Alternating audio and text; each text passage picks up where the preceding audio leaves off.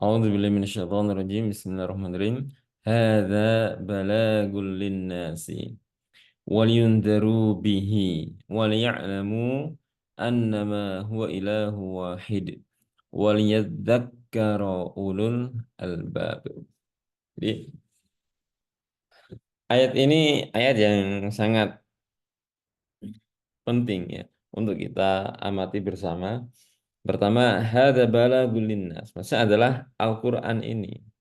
Jadi katakanlah kalau kita kaji dari surat Ibrahim ayat pertama sampai terakhir ayat 52 ya. Ini kan salah satu dari ayat atau dari surat-surat Al-Qur'an. Nah, di akhir ini Allah Subhanahu wa taala katakan hadza balagul linnas. Ini adalah balag ya, sesuatu yang disampaikan. Jadi balago itu artinya sampai ya. Maksudnya sesuatu yang disampaikan itu apa? Maksudnya adalah penjelasan. Nah, ini yang dimaksud adalah Al-Quran. Untuk siapa disampaikan? Itu linnasi, untuk manusia. Jadi, annas ini menunjukkan semua manusia. Jadi, alnya lil istighraq atau lil jami'. Bahwa Al-Quran ini ditunjukkan ya, atau diajarkan Rasulullah SAW untuk seluruh manusia. Buktinya apa? Jadi ketika Rasulullah SAW awal kali pertama diutus oleh Allah Subhanahu Wa Taala dengan kata Iqra, dengan firman-Nya Iqra bismi rabbikal ladzi khalaq. Ya, masyarakat saat itu ya belum ada yang Muslim, ya belum ada yang Muslim. Baru Rasulullah SAW mengajak satu demi satu orang-orang terdekatnya, istrinya, ya, anaknya, saudaranya, ya. Satu demi satu akhirnya menjadi Muslim. Ya. Sebagian orang itu ada yang menolak, ada yang menerima. Ya, maka hadza balagul linnas. Inilah penjelasan. Al-Qur'an ini adalah penjelasan atau yang perlu disampaikan kepada orang. Waliyandaru bihi ya. Agar mereka diberi peringatan dengan Al-Qur'an. Ya. Peringatan apa? Ya. Jadi Al-Quran itu kan pedoman hidup. Maksudnya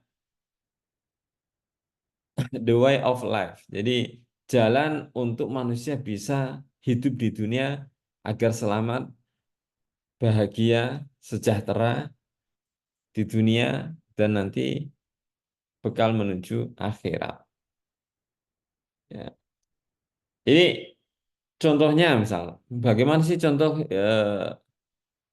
pedoman hidup kita misal, ya. Mulai dari bangun tidur itu manusia sudah diajari konsep bagaimana misal ketika bangun tidur berdoa, ya kan. Kemudian ketika mau masuk mengambil air itu jangan kemudian tangannya dicelupkan langsung ke air di gentong atau di kamar mandi, tetapi dibasuh dulu. Nah, ini kan adat. Ya. Hal yang sama misal ketika BAB atau BAK, jangan pakai tangan kanan, tapi kanan suci, tangan kanan itu untuk yang suci, tapi pakai tangan kiri untuk membasuh apa kotoran-kotoran dari kemaluan misal. Nah, begitu juga dalam berpakaian, dalam bekerja, ya kan? Juga misal dalam memenuhi keinginan atau yang kita sebut dengan nafsu, syahwat. Soal makan, nah, ini ada tuntutannya. Bagaimana kita makan? Pertama, cari makanan yang halalan, kulu washrobu wala tusrifu. Halalan thayyiban, ya. Yang halal dan baik. Juga wala tusrifu, ya. Jangan berlebih-lebihan. Ini kan petunjuk, pedoman yang eh, diajarkan Allah. Begitu juga hurrimat alaikumul maitatu waddamu walahmul hinziri. Diharamkan bagi kalian bangkai, waddamu darah, ya. Walahmul hinziri daging babi, wa ma uhilla li ghairillahi bihi atau sesuatu yang disembelih bukan atas nama Allah. Nah, ini dalam hal makan, ya. Maksudnya ketika kita mencari makanan yang halal, begitu juga halal itu misal jeruk ini halal secara zatnya kan, karena tidak masuk kategori hurimat tadi yang haram kan. Tetapi cara mencarinya, mendapatkannya yang jauh harus halal, misal dengan jual beli atau kita dapat hadiah dari teman, itu kan caranya ya. Waliyandaru. Maka apa ketika yundaru ya, ini syariat ya, pedoman ya. Ya. Maka kalau tidak demikian maka misal ya ada peringatan itu. Kalau tidak makan yang halal atau masih mencari yang haram nanti dapat dosa dari Allah, dari siksa. Nah, ini peringatan ya.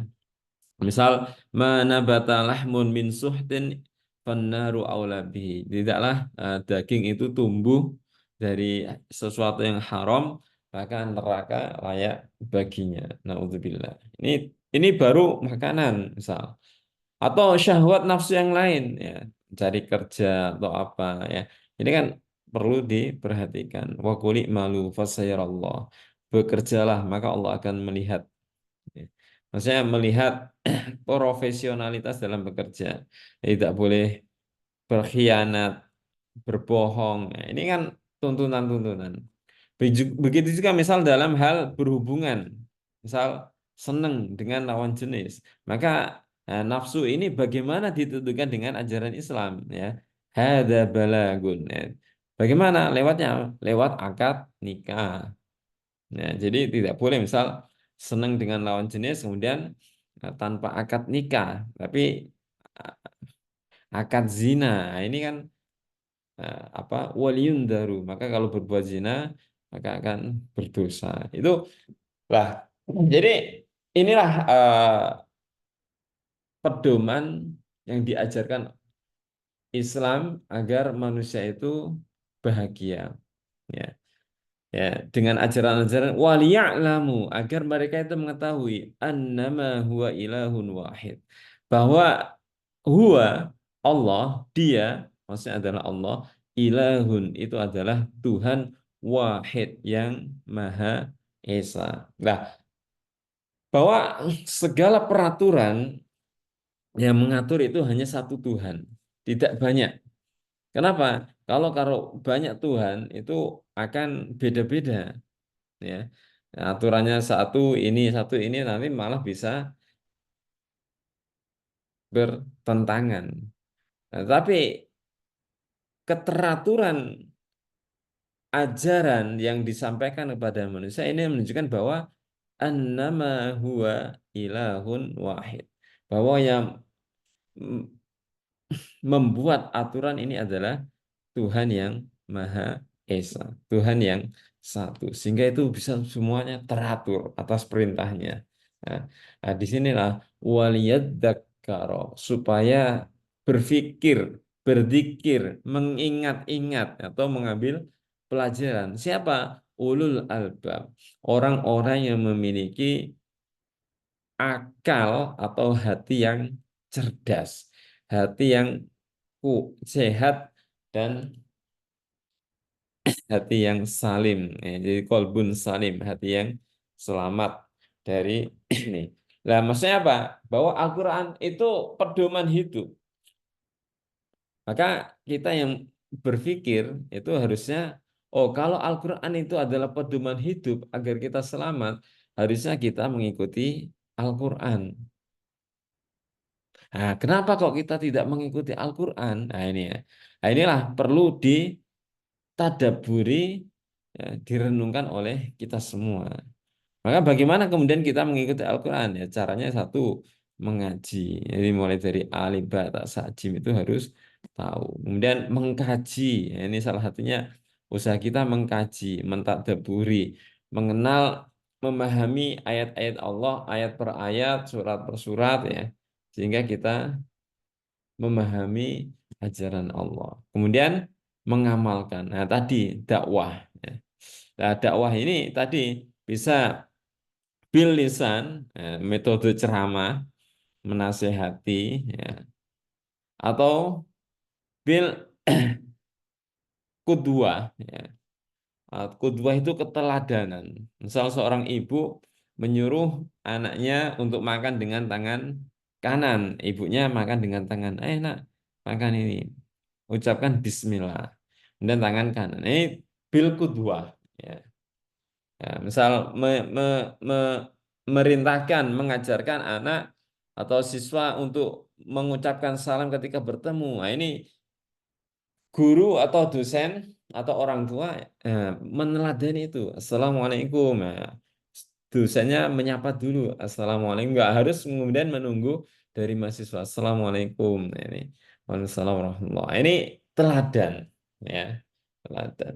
Misal juga, ya, banyak permisalan yang mungkin bisa teman-teman lihat, zakar, ambil pelajarannya itu. Jadi dengan lisan keteladanan juga, sekarang dengan berbagai macam perangkat, ya. Misal lisan itu bisa saja dalam bentuk tulisan, ya. Makanya kemarin kita minta bagaimana teman-teman menyebarkan ayat-ayat ulil albab, ayat-ayat kebaikan, ya, di Instagram itu kan biar dibaca orang. Ya, misal yang mudah, ya, mulai sesuatu dengan Bismillah. Jika bertemu teman ucapkan Assalamualaikum. Ini kan hal-hal yang mudah, ya. Itu bagian dakwah. Jadi dengan tulisan atau dengan buku, gitu, ya. Eh, aku kan bukan orang FIAI misal, saya dari arsitek, saya dari kedokteran, saya dari MIPA. Ya, bagaimana saya bermanfaat? Maka itulah ilmu ini, semua ilmu yang dipelajari itu adalah hakikatnya adalah fardu kifayah, yang harus ada yang mempelajarinya. Maka sesuatu ilmu, maka ketika diniatkan dengan karena Allah, dan diniatkan nanti untuk bisa membantu orang lain, maksudnya ilmunya bermanfaat, itu akan jadi, ya, pahala juga. Dalam arti siapapun kita, ketika kita diberi ilmu, kemudian kita gunakan ilmu ini untuk membantu atau berdakwah di jalan Allah, insya Allah itu akan menjadi pahala. Misal, ya, kesehatan itu kan membantu sekali, ya.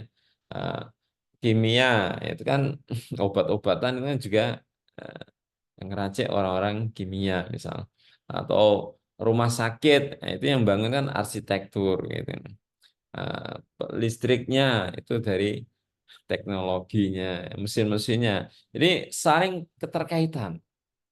Nah, makanya misal kalau kita lihat masjid, masjid ini kan nanti ada yang berdakwah, maksudnya ceramah. Nah, ini yang katakanlah dari FIAI. Arsitekturnya dari FTSB kan itu, ya. Ya. Kemudian ahli pengobatannya dari kedokteran dan seterusnya. Maksudnya saling berpadu untuk kemaslahatan manusia. Ini nanti kita kaji lagi di misal di KKN itu, teman-teman nanti akan eh, lebih paham, ya, di situ.